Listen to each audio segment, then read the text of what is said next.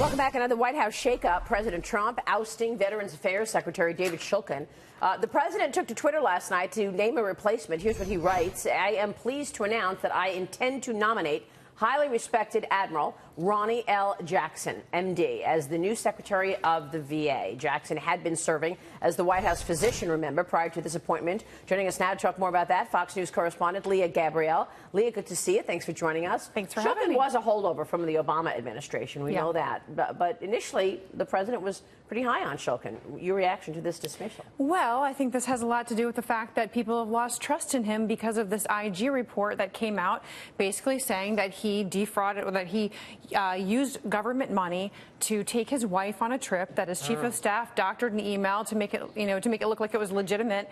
Went to Europe, then they accepted tickets to Wimbledon, and he said that these tickets were from a close personal friend because then that would be acceptable by government regulations. But he couldn't really remember this close personal friend's first name when interviewed. So I think what this really comes down to is sort of a loss of trust, and it's really unfortunate because there are a lot of veterans organizations who felt like he was doing a really good job, and there have been a lot of improvements in the VA, modernizing the appeals process, improved patient satisfaction, decreased wait times, increased access to mental health care. But when you are, in this sort of position and you are fraudulently using government money for personal trips, that's sort of the end of it for you, I think. That's too much. But didn't this have anything to do with the fact that, the administration wanted to move forward with government subsidizing private care, and they kind of sort of turned on him?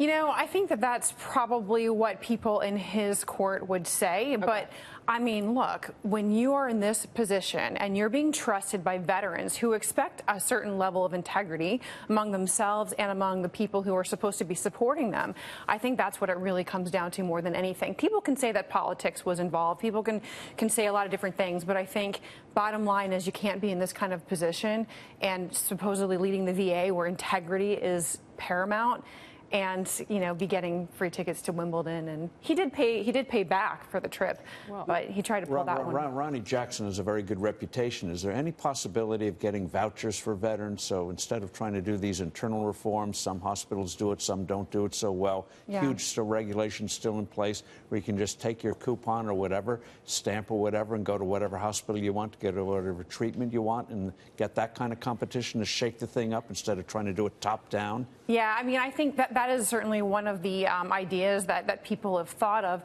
for correcting some of the issues in the VA. Of course, there's, the cost-benefit analysis and trying to figure out what the overall cost would be. I don't know how Admiral Jackson's going to run the VA. I think one of the questions people are raising about him is, he's been serving the military since 1995. He's done a combat deployment where he did combat medicine. He has a very good reputation. He started working, caring for the president's health in the George W. Bush administration. But the question is his executive experience, and I think that that's really important in the VA because he is a career physician and military officer. The question is, what kind of executive experience is he going to be able to bring to the table? And will he be allowed to appoint personnel who can round out his team? That's an important point. And he did a good job on that press conference about the president's health. He did. He said he was going to put him on a diet. We want to get to the border. Yeah, that's right. We want to get to the border wall. The president is posting photos of the U.S.-Mexican border wall construction to Twitter. He posted them yesterday. He showed a united front for the president. 380 sheriffs from 40 states signed a letter calling for increased border security. They say this: without border security and immigration reform, more Americans will continue to be victims of crime. Now is the time to act. Lea, what's your take here? I think this backs up what voters felt when they voted President Trump into office. I think that illegal immigration was a huge issue in this election, and I think that not just law enforcement, but the people of the United States want some sort of a border wall. They want to plug the jug on the illegal immigration. But right? I was struck by the conversation around the defense spending. Dagan, I wonder what you think about this. Numerous reports now say that the president has suggested funding the construction of the nearly 2,000-mile-long Mexican border wall through the U.S. military budget. I mean, we know what went on to get that military money in place. That spending plan was a disaster, $1.3 trillion, but they needed to fund the military. Will some of that money go to the border wall?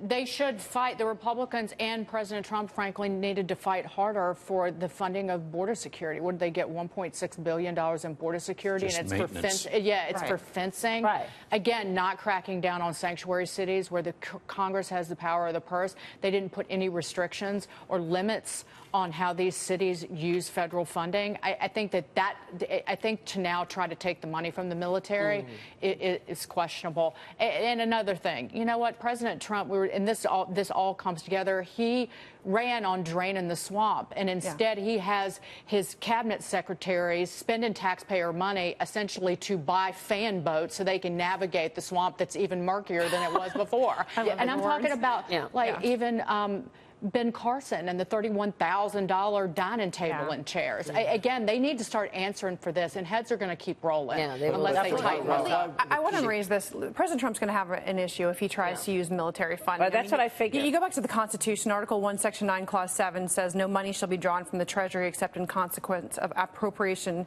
made by law. And then there's, of course, U.S. Code that says that appropriations shall be applied only to the objects for which appropriations were made except as otherwise provided by law. He's going to have to go back to Congress in order to get money from the military that was appropriated specifically. I mean, this comes down to balance of power and the way our government was. And the Democrats keep fighting back about this wall. But in terms of illegal immigration and crime, why do the Democrats think that's a winning issue, being on the other side of trying to crack down on? It's pretty extraordinary. I mean, I think this is a whole bigger issue we're about to get into, and we don't have time.